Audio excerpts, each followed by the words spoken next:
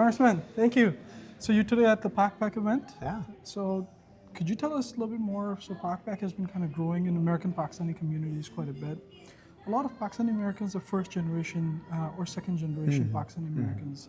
So a lot of times we hear the questions of how can we be involved? They hear the news in Pakistan, they get frustrated, they get they want to do something, and but they don't know how to.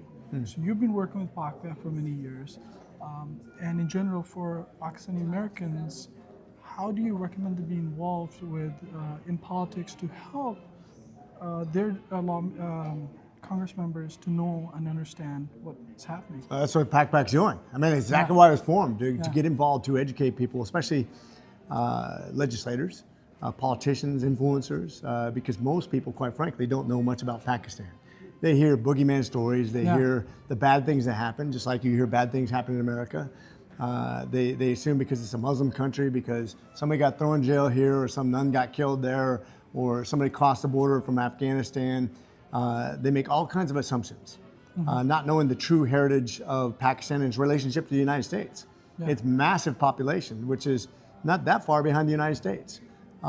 It's the fact that it's a nuclear power in that region that has about 70% of the world's population. We're a corridor where about 70% of the world's wealth transports along that area, that corridor. To see its proximity to China and India, two very extremely important nations in the national security picture, to know the heritage of weapons purchasing and its alliance with the United States for so long.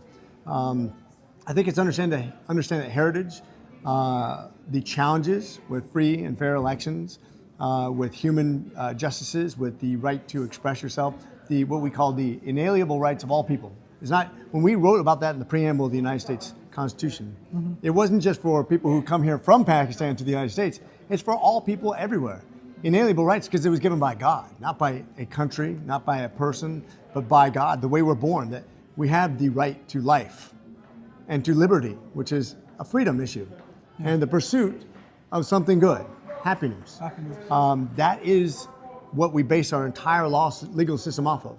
And we hope that Pakistan will have the similar ability to protect their citizens' rights, to protect their ability to voice what they want and to elect the people they want at the right time, to not treat people with injustice, to make sure that they are a stable nation that strategically takes care of their nuclear assets and their friendship with us, so that we can have stability in that region all around the world. Because if one country steps out of line, it gets very, very scary for all of us. So it's very important to pay attention to these issues, to educate us.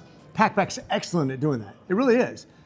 Going from legislator to legislator, making their case, what's going on in Pakistan that we like, what we like historically and what we don't like, and what we could do better on putting pressure on the government to do better.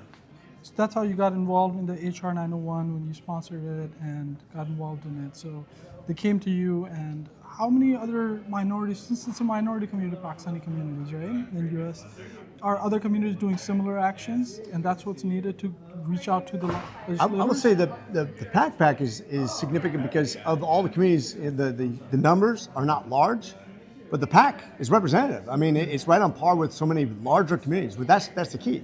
If you're going to have representation, if you're going to have an understanding, if you're going to grow a community, you have to be involved. Otherwise, you get forgotten.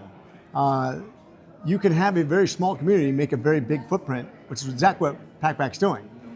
By sheer numbers, it's small.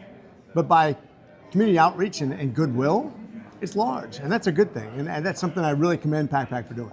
Wonderful. For future, are there anything else that you recommend that we do from PakPac?